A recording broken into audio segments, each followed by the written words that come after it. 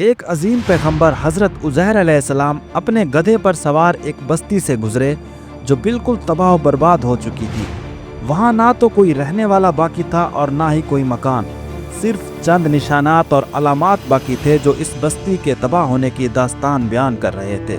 انہوں نے جب اس تباہ شدہ بستی کو دیکھا تو حیرت اور تعجب سے کہا کہ ایسا کھنڈر اور تباہ حال ویرانہ پھر کیسے آباد ہوگا اور یہ مردہ بستی کس طرح دوبارہ زندگی اختیار کرے گی۔ حضرت عزیر علیہ السلام یہ باتیں صرف حیرت میں کہہ رہے تھے، اس کا مطلب ہرگز یہ نہیں تھا کہ ان کو اللہ کی قدرت پر یقین نہیں تھا۔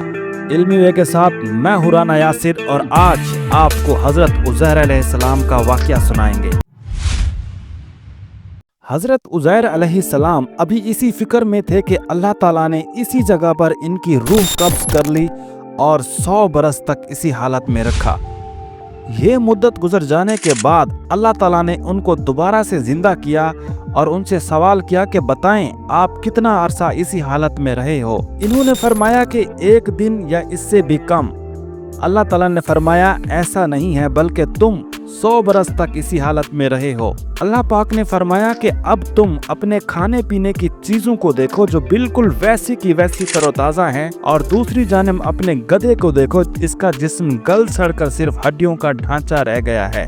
حضرت عزیر علیہ السلام جو کھانا اپنے ساتھ لائے تھے وہ 100 سال گزر جانے کے بعد بھی خراب نہیں ہوا تھا، لیکن دوسری طرف ان کا گدھا مر کے ہڈیوں میں تبدیل ہو چکا تھا۔ اللہ تعالیٰ نے فرمایا ہم تجھے لوگوں کے لیے ایک نشانی بناتے ہیں اور تم دیکھو ہم ہڈیوں کو کس طرح اٹھاتے ہیں پھر ان پر گوشت چڑھاتے ہیں۔ یعنی اللہ پاک نے مردہ کو زندہ کرنے اور تباہ شدہ کو دوبارہ آباد کرنے کا منظر حضرت عزیر علیہ السلام کو دکھایا۔ یہ سب منظر دیکھ کر حضرت عزیر علیہ السلام بول پڑے ان اللہ علی کل شیء قدیر، بے شک اللہ تعالیٰ ہر چیز پر قادر ہے۔ یہ بات ذہن میں رکھیں کہ یہ واقعہ قرآن پاک کی سورۃ البقرہ کی آیت نمبر 259 میں بیان کیا گیا ہے، لیکن یہاں پر حضرت عزیر علیہ السلام کا نام استعمال نہیں کیا گیا بلکہ ایک شخص کہہ کے مخاطب کیا گیا ہے۔ اکثر مفسرین کے قریب یہ واقعہ حضرت عزیر علیہ السلام کا ہے۔ قرآن پاک میں حضرت عزیر علیہ السلام کا نام صرف ایک جگہ سورۃ توبہ میں مذکور ہے، اور اس میں بھی صرف یہ کہا گیا ہے کہ یہود عزیر علیہ السلام کو خدا کا بیٹا کہتے تھے، جیسا کہ عیسائی حضرت عیسیٰ علیہ السلام کو خدا کا بیٹا مانتے تھے۔ اس ایک جگہ کے سوا قرآن میں کسی اور مقام پر ان کا نام لے کر حالات و واقعات کا کوئی تذکرہ نہیں ہے۔ حضرت عزیر علیہ السلام کا ذکر تورات میں بھی موجود ہے، اور اس کے علاوہ چند اور روایات ہیں جو ان کی ہسٹری کو بیان کرتی ہیں۔ ہم قرآن سے آپ کو واقعہ سنا چکے ہیں، آگے کا واقعہ کنٹینیو کرنے کے لیے ہم تورات اور چند روایات کی ہیلپ لیں گے، لیکن یہ صرف ہسٹوریکل ہی کاؤنٹ ہوگی کیونکہ یہ روایات قرآن اور حدیث سے ہٹ کر ہیں، تو اسی لیے ان کو 100% سچ نہیں مانا جا سکتا۔ تورات اور ہسٹوریکل روایات کے مطابق آگے کا واقعہ کچھ یوں ہے۔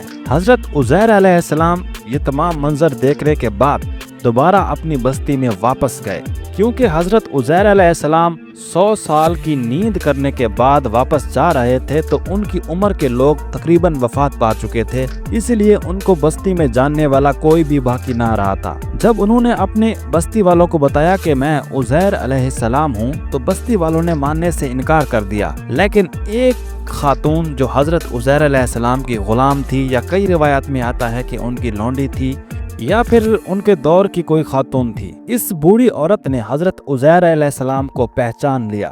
لیکن باقی لوگ ایک بوڑھی عورت کا اعتبار کیوں کرتے، وہ بھی جو اتنی عمر کی ہو چکی تھی؟ حضرت عزیر علیہ السلام جس بستی میں واپس گئے تھے وہ یہودیوں کی بستی تھی، لیکن ایک راستہ تھا جس کے ذریعے وہ لوگ حضرت عزیر علیہ السلام کو پیغمبر ماننے پر تیار ہو سکتے تھے، وہ تھی آسمانی کتاب تورات۔ قصہ کچھ یوں ہے کہ یہودیوں پر مختلف جنگی حملے کی وجہ سے تورات کے کچھ حصے تبدیل ہو چکے تھے یا اس کے صفحات ضائع ہو چکے تھے۔ حضرت عزیر علیہ السلام پیغمبر تھے اور تورات کا ایک ایک لفظ جانتے تھے، بس حضرت عزیر علیہ السلام نے تورات کو دوبارہ سے لکھوایا یا وہ حصے لکھوائے جو ضائع ہو چکے تھے۔ اسی وجہ سے یہودیوں نے حضرت عزیر علیہ السلام کو مان لیا اور شرک میں اتنا زیادہ جا گرے کہ ان کو نعوذ باللہ اللہ تعالیٰ کا بیٹا کہنے لگے، کیونکہ حضرت عزیر علیہ السلام 100 سال کی نیند پوری کر واپس آئے تھے اور یہودیوں کے نزدیک یہ کوئی عام بات نہیں تھی کہ ایک انسان 100 سال سویا رہے، یعنی موت سے دوبارہ واپس لوٹ آئے۔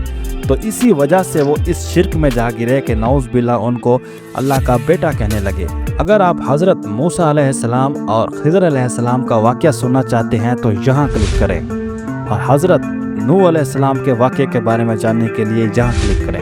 مزید ان تمام ویڈیوز کے لنک اسی ویڈیو کی ڈسکرپشن میں موجود ہیں، آپ وہاں سے کلک کر کے بھی ویڈیوز واچ کر سکتے ہیں۔